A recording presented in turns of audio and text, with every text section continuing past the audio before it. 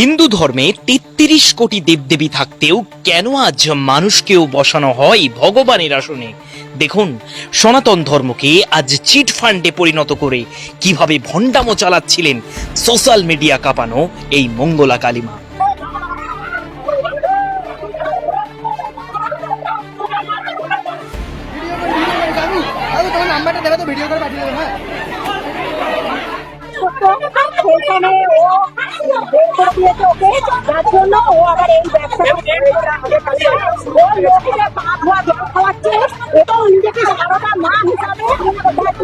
হায়রে সমাজ, আধুনিকতার ছোঁয়া পেলেও আজ কি সত্যি আমরা অশিক্ষিত, নাকি পুরোটাই আমাদের ভালো মানুষের সুযোগ নিয়ে ঘটানো হচ্ছে এমন ঘটনা?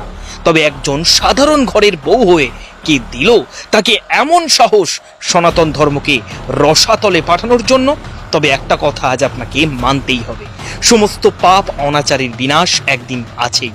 আর ঠিক তেমন করেই যেন সোশ্যাল মিডিয়া ছয়লাভ হবার জনপ্রিয় এই মঙ্গলা কালীমার দিনের পর দিন ধরে করে চলা সমস্ত ভণ্ডামো বুজরুকির হলো অবসান।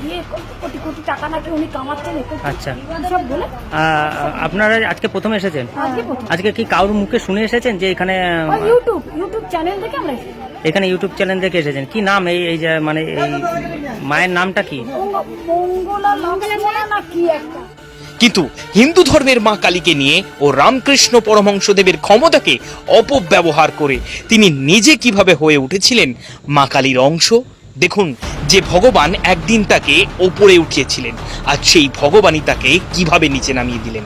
দীর্ঘদিন ধরেই তিনি যুক্ত ছিলেন একটি চিটফান্ড সংস্থার সাথে, কিন্তু সেখান থেকে কোনো ফলপ্রসূ না হওয়ায় বেছে নিয়েছিলেন সাধারণ মানুষের অসহায়তার সুযোগ নিয়ে ভগবানকে নিয়ে দেদারে ব্যবসা। আর সেই লোভনীয় ব্যবসার প্রসার এতটাই হয়েছিল যে প্রত্যহ তার বাড়িতে শয়ে শয়ে মানুষ ছুটে আসতেন ভণ্ডামিকে বিশ্বাস করে সর্বস্ব দিয়ে ফকির হতে। কিন্তু সনাতন ধর্ম তার দেবদেবীকে নিয়ে এমন ছেলে খেলার আর কতদিন? তাই এবার পূর্ব বর্ধমান জেলার ৫ নম্বর ইচলাবাদ এলাকার বাড়ি থেকেই নিজেকে কৃষ্ণকালীর সাধিকা রূপে অভিযুক্ত মঙ্গলা করার সমস্ত জারি জুরি ফাঁস করে দেওয়া হয়। এমনকি তার বুজরুকি দেখিয়ে তিল তিল করে ভক্তদের সর্বস্ব লুটে নেওয়া দান সামগ্রীকেও ভক্তরা ছুঁড়ে ফেলে দেয়। তবে ফুচকা বিক্রেতার বউ হয়ে তার এহেন কাণ্ডে পরিস্থিতি এতটাই উত্তপ্ত হয় যে বিশাল পুলিশ বাহিনীও ছুটে আসতে বাধ্য হয়। তবে পবিত্র এই ধর্মকে নিয়ে আর কোনো ছেলে খেলা নয়, বরং আজ শুধুমাত্র এমন অসাধু ব্যক্তিদের হাত থেকে সনাতন ধর্মকে রক্ষা করতে আসুন আমরা সকলে আজ একযোগ হয়ে এই ভিডিওটিকে প্রচুর প্রচুর শেয়ার করে প্রতিবাদ গড়ে তুলি। পবিত্র সনাতন ধর্মের হোক জয়। মা, তুমি সকলের শুভ বুদ্ধির উদয় ঘটাও।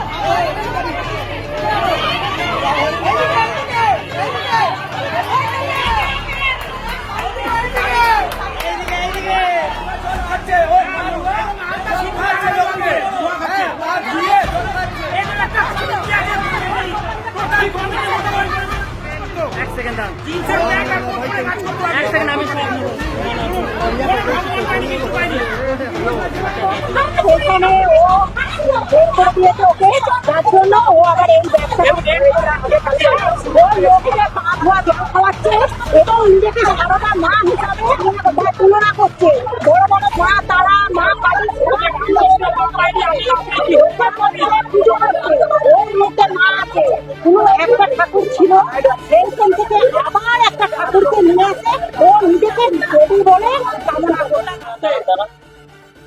যে কথাটা হয়েছে ভক্তদের কাছে আমি কোনোদিন কিছু চাই না। প্রথমে ভক্তরা সবাই বসেছিলেন, মা যদি তুমি সাক্ষী হয় আমি দেবো মা। ভক্তদের কাছে কোনোদিন 10 টাকা চাওয়ানো হয় না। ভক্তরা নিজের মুখে যে যেমন খুশি হয় 10 টাকা 20 টাকা 100 টাকা মাকে দেওয়া টাকা সেটাই মায়ের মন্দির হবে। ভক্তরা যারা উপকার পাচ্ছে তারা মাকে ডোনেট করেছে। ভক্তরা মাকে গোলাপ দিয়েছে, সেখানে আমি নিজে বলিনি, ভক্তরা নিজে এসে মাকে দিয়েছে।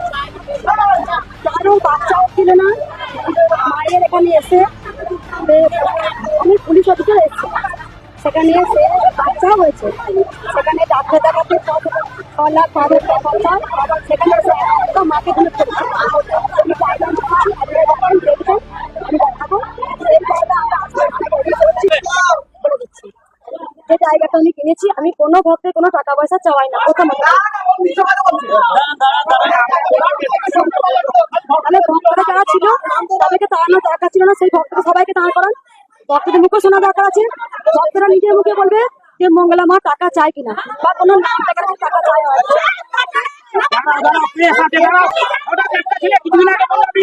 চাকরি পেলাম 2016 পরে কোনো আজ পর্যন্ত টেট হয়নি, এবং যে কজন পেয়েছে সে কজন রাস্তায় ধর্ণা দিচ্ছে। এই চাকরিটা কোথা থেকে দিল? এই চাকরিটা কোথা থেকে দিল?